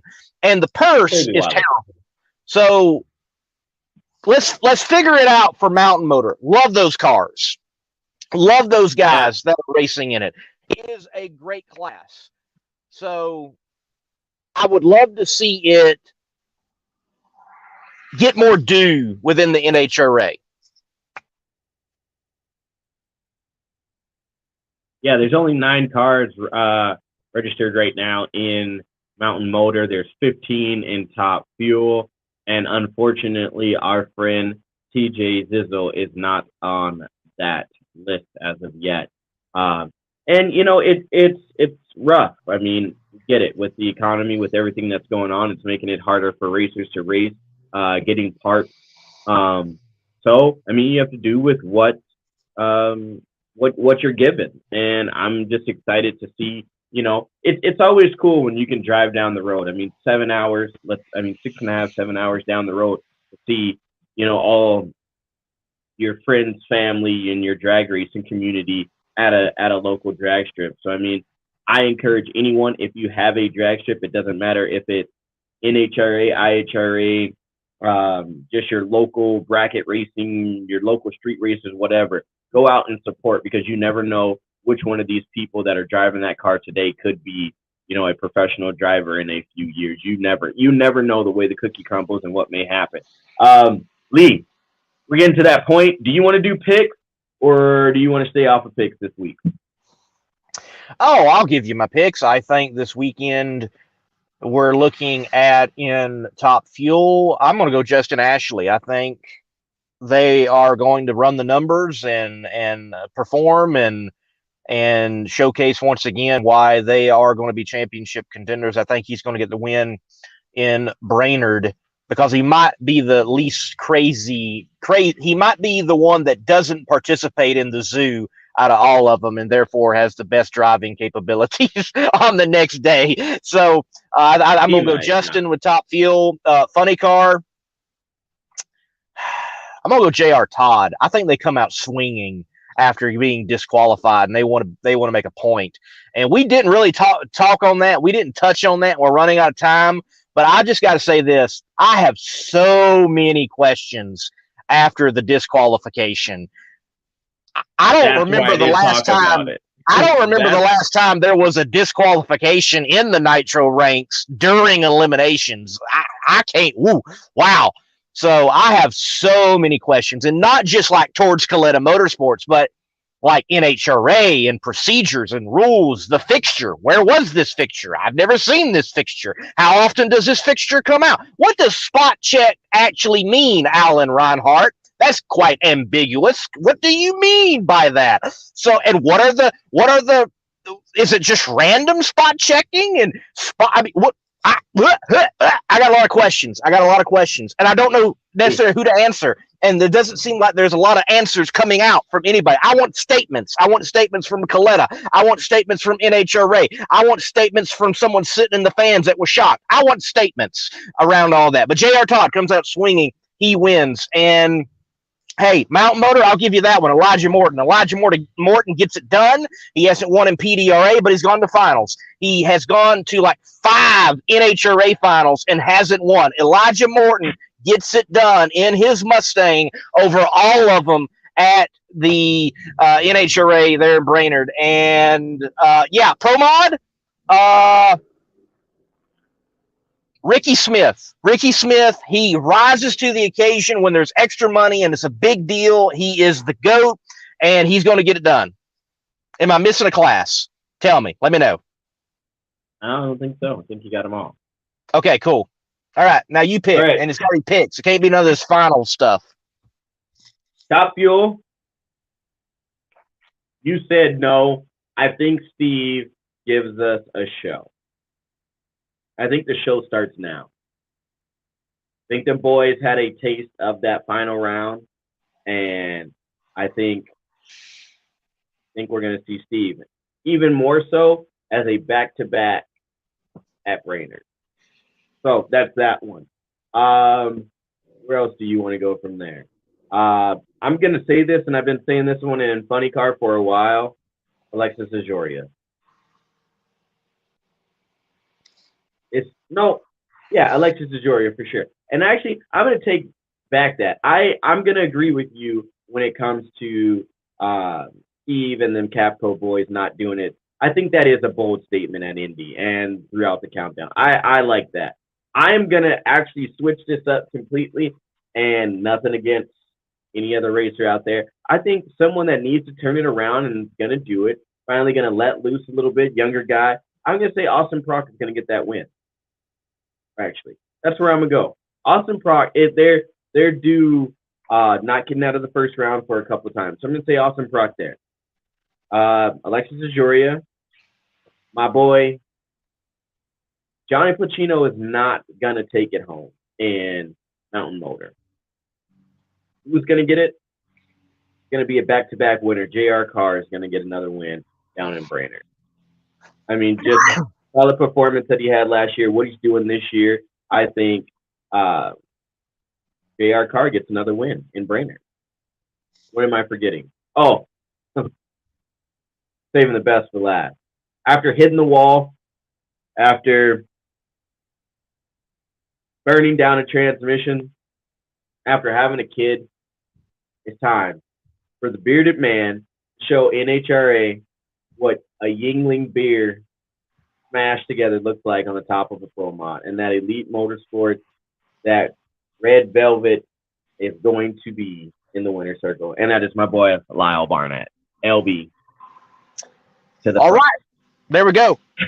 Well, look, Antron Brown, Bob Tasca, thank you for your time, and good to be back on the show with you, Sam, here on the Competition Plus Power Hour. To everyone that has watched, thank you for tuning in. Hit the like button, share this show, and also subscribe to the Competition Plus YouTube channel. You can search and find it, Competition Plus TV. Sam, Thursday night, I am excited on my show, Between the Slicks. I will have my first ever European guest on the show. The winner in Top Fuel from Tarp Arena this past weekend, Miss Ida Zetterstrom. I'm going to have her on, the first into the 370s in Europe in Top Fuel. She will be on live on Between the Slicks. That is good news. And Lee, guess what? I am doing my first semi-live kind of series of Brainerd. Won't be showing everything of Brainerd. I will just be doing like a glimpse of, hey, day to day. Guess what the first day is? It's going to be a live feed of me driving down the road, and I can interact with you guys to keep me awake. Don't know what time yet I'm going to drop that, but I'll tell you this. Go over to my Facebook page, Outlaw Performance ENT, or Slam and Sam, and my YouTube channel, outlawperformance.ent.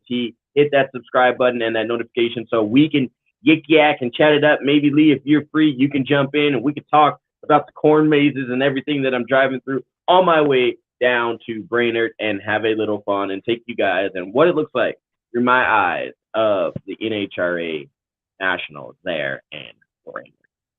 Cool. Well, I'm glad you're going to be there. I plan on being at some local dirt track racing with the Carolina Sprint Tour at Cherokee Speedway. And then I think I'm going to make a trip Saturday to London, Kentucky for the Southeast Gassers Association racing in the great state of Kentucky, or is it Commonwealth? I can't remember. Anyway, they're going to be racing in Kentucky, and Daryl Gwynn is supposed to be there checking out Sega action. So I'll probably be there, and if you're in that neck of the woods, that's the drag race you should be at too. Definitely is, Lee. It's been a great show.